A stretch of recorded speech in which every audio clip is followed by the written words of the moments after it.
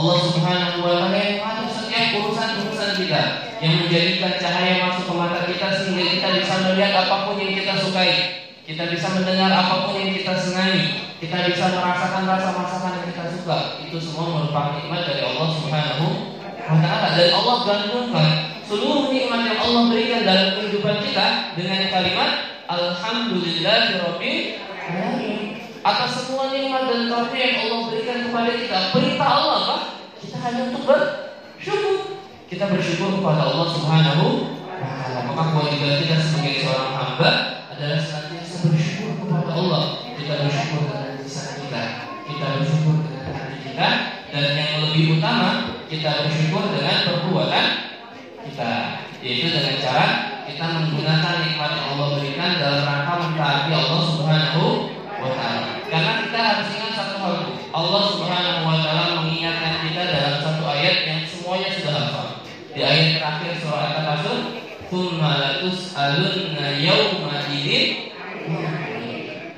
Kemudian akan datang kepada kita satu hari, Bu, di mana pada hari ini kita akan ditanya oleh Allah tentang nikmat-nikmat yang telah Allah berikan kepada kita. Maka mudah-mudahan Allah jadikan kita hamba-hamba Allah yang bersyukur. Salam dan salam semoga selalu dan senantiasa terlimpahkan kepada manusia terbaik yang pernah Allah ciptakan, manusia yang paling layak untuk kita jadikan teladan, untuk kita jadikan idola, untuk kita jadikan contoh, yaitu baginda Nabi besar kita Nabi Muhammad Sallallahu Alaihi Wasallam beserta keluarganya, seluruh sahabatnya, dan insyaallah mudah-mudahan termasuk kita di dalamnya. Semoga kita semua yang ada di sini senantiasa mendapatkan syafaat dari Nabi kita Muhammad Sallallahu Alaihi Wasallam. Amin ya Allah ya Rabbal alamin. Sama-sama kami hormati pembina dari Yayasan Al-Fatih juga Mas Salim Anissa, Bapak Ustaz Mahfudi, juga Ibu Ustazah Hedi Sumiati. Mudah-mudahan Allah senantiasa menjaga dan melindungi guru kita. Semoga Allah senantiasa berikan kesehatan yang sempurna untuk guru-guru kita. Amin ya Allah ya Rabbal alamin. Mudah-mudahan ibu-ibu juga yang sudah meluangkan waktunya untuk hadir di majelis ini senantiasa diberikan kesehatan dan perlindungan oleh Allah Subhanahu wa taala. Dan mohon doanya ibu untuk Umi yang hari ini tidak bisa hadir ke pengajian karena sedang sakit. Mudah-mudahan Allah penyakitnya, Allah berikan kesehatan, Allah berikan kesembuhan yang sempurna. Alhamdulillah, ibu-ibu yang insyaallah Allah muliakan, atas izin Allah pada pagi hari yang berbahagia ini kita sama-sama dapat berkumpul, kita sama-sama dapat bertemu di tempat yang semoga Allah limpahkan keberkahan. Dalam rangkaian pertama kita silaturahim, dalam rangkaian kedua kita talabul ilmi. Kita di sini sama-sama belajar ya Bu ya. Saya berbicara di depan bukan karena saya lebih baik, tetapi ini dalam rangka kita wa tawassaw bil haq wa tawassaw bis sabr. Kita saling mengingatkan, kita saling menasihati bukan hanya untuk memahami yang benar, tapi juga agar kita bisa sama-sama istiqomah Bu, bersabar di atas jalan yang benar. Mudah-mudahan Allah istiqomahkan kita di atas jalan yang benar. Amin ya Allah ya Rabbal alamin. Bu, mau masuk surga nggak Bu? Ada yang mau masuk surga? Semua mau masuk surga Bu?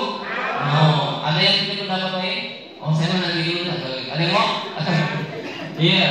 Setiap diri kita ingin masuk ke dalam surga. Bahkan bukan kita aja Bu. Kita diperintahkan oleh Allah untuk membawa diri kita dan keluarga kita untuk masuk ke dalam surga. Di dalam Al-Quran surah At-Tahrim. Surah At-Tahrim itu surah berapa Bu? Surah berapa surah At-Tahrim? Cari dulu. Ya, saya cari dulu. Ya, surah ke-66 ayat yang ke-6. Allah Subhanahu wa taala berfirman, yang bawa Quran boleh sekali ya. Allah Subhanahu wa taala berfirman, ya ayyuhalladzina amanu qu anfusakum wa ahlikum nara wa quduha an-nas wal hijarah 'alaiha malaikatun ghilazun shidadun la ya'suna Allah ma amarahum wa yaf'aluna ma yu'marun. Allah Subhanahu wa taala mengingatkan kita dalam ayat ini, wahai orang-orang yang beriman. Siapa yang Allah panggil? Ya, saya ulang lagi. Belum connect. Allah mengatakan ya ayyuhalladzina amanu, wahai orang-orang yang beriman. Siapa yang Allah panggil? Ibu beriman kan? Berarti yang Allah panggil adalah nggak bisa ngaku-ngaku beriman, tapi setidaknya kita harus punya keinginan agar kita dikategorikan oleh Allah sebagai orang-orang yang beriman. Maka ketika ada ayat yang mengatakan ya ayyuhalladzina amanu, pastikan kita merasa Allah sedang memanggil kita. Kalau ada perintah dalam ayat ya ayyuhalladzina amanu, kita harus merasa bahwa perintah ini ditujukan untuk kita. Gitu. Jadi Allah memanggil ya ayyuhalladzina amanu. Siapa yang Allah panggil? Kita. Apa yang Allah perintahkan kepada kita?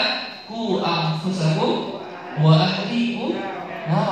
Jagalah dirimu dan keluargamu dari api neraka yang bahan bakarnya adalah manusia dan batu. Penjaganya adalah malaikat yang keras, kasar, dan tidak pernah mendurhakai Allah terhadap apa yang diperintahkan kepadanya.